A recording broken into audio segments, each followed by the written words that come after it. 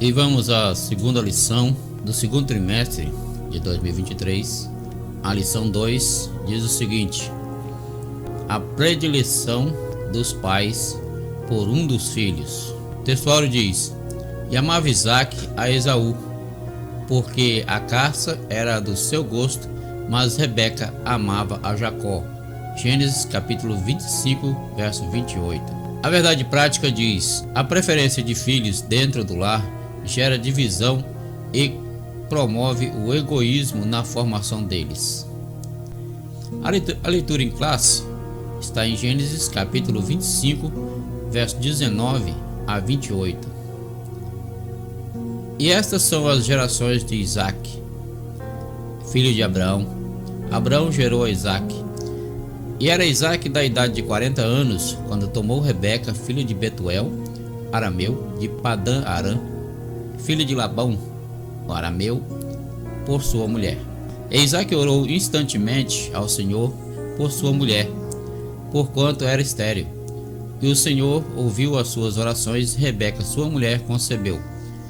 E os filhos lutavam dentro dela. Então disse: se assim é, por que sou eu assim? E foi-se a perguntar ao Senhor. E o Senhor lhe disse: duas nações há no teu ventre, os dois povos se dividirão das tuas entranhas. Um povo será mais forte do que o outro povo, e o maior servirá ao menor. E cumprindo-se os seus dias para dar à luz, eis gêmeos no seu ventre. E saiu o primeiro ruivo e todo com uma veste cabeluda, por isso chamaram o seu nome Esaú. E depois saiu o seu irmão, agarrando sua mão ao calcanhar de Esaú, por isso se chamou o seu nome Jacó. E era Isaque da idade de 60 anos quando os gerou. E cresceram os meninos, e Esaú foi varão perito nas caça, varão do campo, mas Jacó era varão simples, habitando em tendas. E amava Isaque a Esaú, porque a caça era do seu gosto, mas Rebeca amava a Jacó. A história de Isaque e Rebeca parece uma infeliz repetição da de Abraão e Sara. Por algumas vezes, Abraão não soube lidar com os sentimentos da sua esposa, cometendo erros pelos quais pagou alto preço. Nessa lição estudaremos a respeito da predileção de filhos pelo casal Isaque e Rebeca. Veremos que quando isso acontece na família, os resultados são conflitos intermináveis que fazem do lar um ambiente hostil para a criação dos filhos. Obviamente, essa não é a vontade de Deus para a família cristã. O plano de Deus para a família e sua presciência. O plano divino para a família de Isaque e Rebeca. Isaque e Rebeca faziam parte de um plano maior de Deus. Ao conhecer Rebeca e tomá-la por esposa, Isaque não esperava o que viria pela frente. Quando ele descobre a esterilidade de Rebeca, a Bíblia diz que o patriarca orou ao Senhor para que a madre de sua esposa fosse aberta. Gênesis capítulo 25, verso 21. Somente 20 anos depois dessa oração, com 60 anos de idade, Isaque recebeu a notícia de que Rebeca estava grávida. Portanto, nada pode impedir o plano de Deus, pois quando ele opera, seus desígnios se cumprem no tempo certo. Assim, no tempo perfeito de Deus, Rebeca gerou 2 meninos. O propósito presciente de Deus. Deus sabia antecipadamente o futuro de Esaú e de Jacó. Ele sabia de antemão o que haveria de acontecer com os filhos gêmeos de Isaque e Rebeca. Isso independia das circunstâncias que envolvessem essa história. Por isso, o Senhor atendeu a oração de Isaque e Rebeca concebeu filhos gêmeos. Entretanto, conforme as crianças se desenvolviam, alguns meses depois, os gêmeos já lutavam entre si no ventre da esposa de Isaque. No caso dos gêmeos Esaú e Jacó, Deus sabia que, criados como agentes livres, eles seriam rivais. Aqui estamos abordando a presciência de Deus, um atributo divino que indica o preconhecimento de todas as coisas. Devemos ressaltar que esse atributo não é causativo, isto é, ele não implica determinismo na vida do ser humano. Contudo, o Senhor tem um propósito para a vida de cada pessoa. Muitas vezes não o compreendemos, mas sabemos que a vontade dele é perfeita. Para estabelecer os seus filhos numa identidade forte e positiva, em primeiro lugar, você precisa entender como eles se sentem.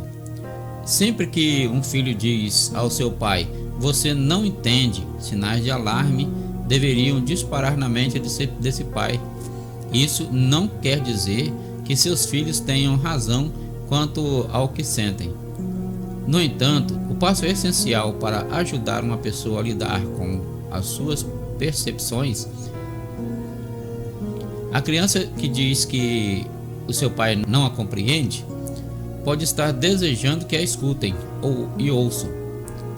Sempre que os nossos filhos nos dizem isso, a maioria de nós faz a coisa mais fácil, fica zangado e se afasta.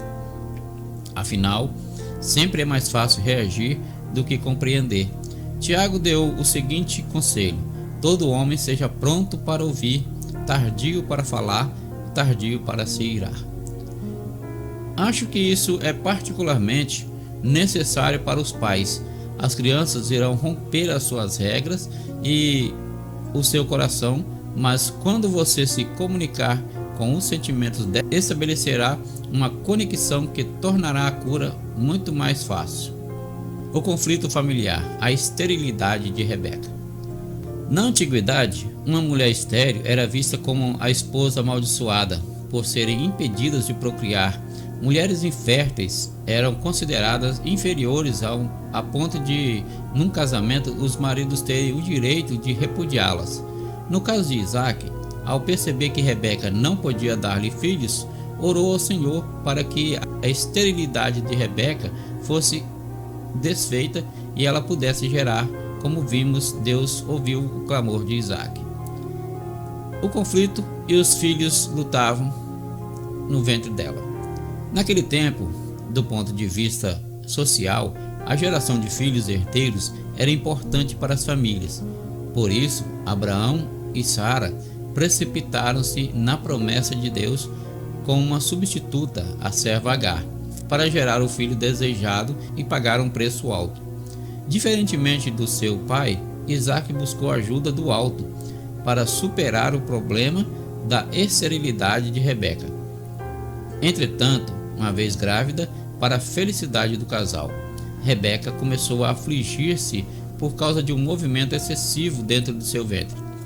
A esposa de Isaac orou ao Senhor a respeito da questão e ouviu de Deus que havia 2 povos no seu ventre e que o menor dominaria sobre o maior. O favoritismo do casal pelos filhos. Em termos de personalidade e de temperamento, Esaú e Jacó cresceram como pessoas diferentes. Em Gênesis capítulo 25, verso 25 a 28, Deus revela a Rebeca as diferenças entre os gêmeos. O menor, o Jacó, teria uma descendência forte e o maior, o mais velho e por isso o primogênito Esaú, servirá ao menor. No capítulo 27, já idoso e cego, Isaac achava que logo morreria. Por isso preocupava-se em abençoar a Esaú com a bênção patriarcal do direito da primogenitura. Alicerçado nos padrões legais do direito daquele tempo, dedicava-se a Esaú, pois este o satisfazia com o prazer das caças que levava para o patriarca. Entretanto, sabendo que havia um plano especial de Deus para o seu filho mais novo, Rebeca favorecia Jacó. Essa predileção, praticada pelos pais de Esaú e Jacó, produziria um grande conflito na família. Maridos e esposas. Amando uns aos outros. Maridos e esposas devem se amar mutuamente. As Escrituras não deixam nenhuma dúvida sobre isso, e os filhos sabem instintivamente que é a verdade. Portanto, se uma família deseja desenvolver seus laços afetivos, É essencial que os filhos tenham a certeza do amor recíproco de seus pais. É responsabilidade de todo pai fazer com que o filho saiba que ele ama profundamente a sua mãe. Não existe nenhuma boa razão para que todo o afeto seja escondido ou praticado em segredo. Um filho que cresce entendendo que seus pais se amam dispõe de uma maravilhosa base de estabilidade. O verdadeiro amor entre os pais não pode ficar escondido. Os filhos ouvirão o amor através das tenras palavras pronunciadas quando eles se separam, ou mesmo naquele tom de voz reprimido usado quando alguém está zangado. Eles verão o amor em um toque gentil no amoroso encontro das mãos quando caminham pelo parque, ou em uma subreptícia troca de sorrisos. Os filhos precisam ver que os pais sentem afeto um pelo outro. Observar uma terna afeição física entre os pais irá aumentar a segurança dos filhos e sutilmente os encorajar à prática do amor. Se desejarmos construir um amor na família, a disciplina do afeto familiar exige começar com o óbvio, o amor a Deus e o amor ao próximo. Se isso não existir ou estiver em falta, vai ser muito difícil construir o amor na família. O problema da predileção por filhos na família. Esaú, o filho predileto de Isaac. Isaac demonstrou fraqueza ao receber o agrado de Esaú, que lhe trazia a carne de caça do campo, ignorando dessa forma a profecia divina de Gênesis 25, verso 23. Por força dos padrões sociais da época, o primogênito tinha a primazia no futuro da família. Por isso, Isaac pensava que deveria ministrar a bênção patriarcal com direito de primogenitura a Esaú, o mais velho. Entretanto, ele não compreendeu o propósito de Deus para seus filhos. Isaac não percebeu que havia algo superior em relação aos dois filhos e que o Senhor agiria para que nenhum dos seus dois filhos se sentissem prejudicados. Jacó, o filho predileto de Rebeca. Percebendo que a bênção patriarcal poderia ser conferida a Esaú, o filho mais velho, Rebeca resolveu interferir na ordem dos fatos e, sem consultar a Deus, antecipou a bênção patriarcal para o mais novo. Embora soubesse que a bênção pertencia a Jacó, conforme Deus havia revelado anteriormente, Rebeca colocou-se acima do plano divino e interferiu nos acontecimentos com uma atitude mentirosa. Sabedora de que Esaú quebrou princípios da obediência e do respeito aos pais, casando-se com uma mulher estrangeira, Rebeca arquitetou um plano para que Isaac abençoasse a Jacó com a bênção da primogenitura. Assim deu instruções precisas a Jacó. O plano de Rebeca consistia em preparar um cabrito assado, pegar um couro peludo de um bode e vesti-lo em Jacó. Este deveria levar o assado ao pai e imitar a voz do seu irmão. Toda essa trapaça revelava a fraqueza do caráter de Rebeca. O problema da predileção pelos filhos. Além do conhecimento que os pais tinham acerca do conflito entre os dois filhos, faltou a Isaac, como o líder da família, a habilidade e a sabedoria para contornar o embate existente. Por outro lado, Rebeca não avaliou os danos morais e espirituais dos seus filhos. O presente relato bíblico nos ensina que é uma tragédia moral e espiritual quando os pais preferem qualquer um dos filhos. Esses são herança do Senhor e Deus concedeu esse privilégio para que os pais sejam uma bênção para a vida de seus filhos. Portanto, quando os pais não fazem a predileção pelos filhos, eles evitam um futuro de traumas e problemas emocionais. Nesse sentido, os pais têm responsabilidades no desenvolvimento saudável e equilibrado do ponto de vista físico e emocional e espiritual dos filhos. Conclusão: na palavra de Deus, encontramos normas que servem de convivência saudável e cristã para a vida familiar. No Novo Testamento, o apóstolo Paulo admoesta aos pais quanto à criação dos filhos, em Efésios capítulo 6, versos de 1 a 4.